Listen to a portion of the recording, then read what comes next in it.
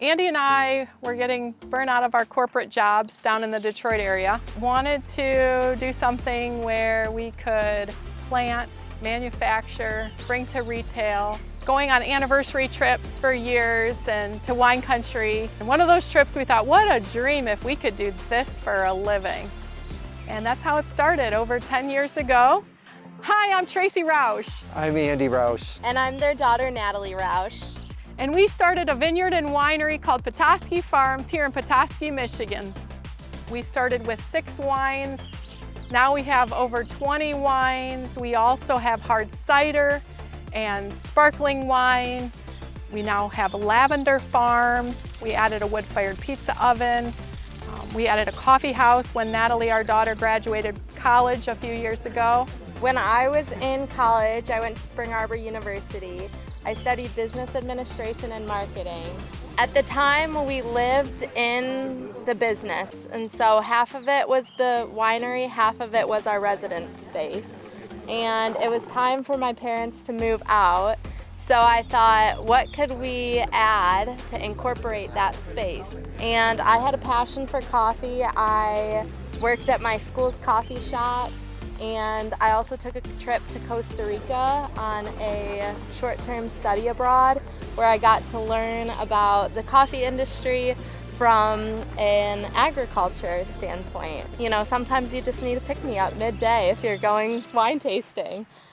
So we added that 3 years ago, and it has been a hit among our customers, and it's been really fun. So we grow 7 different varietals. They were all developed out of the University of Minnesota. In the vineyard we have 4 whites and 3 reds planted. Marquette, Frontenac, Frontenac Gris, Frontenac Blanc, Petite Pearl, Itasca, and La Crescent are our varietals. And with those we make red, white, rosé, sparkling wines. Ben Blaho and Bill McMaster, they're just huge advocates of Farm Bureau and everything the Farm Bureau does for farm communities. For as long as I can remember, they were here with us, helping us out. However, you know, Ben would bring customers to us because he's retired and actively involved with Farm Bureau. And then Bill McMaster, who owns a Centennial Farm, they just felt so strongly that Farm Bureau was an organization that could help us, and just from day one encouraged us to be part of Farm Bureau. And so as far as I can remember, as long as we've been in business, we've been members of the Farm Bureau.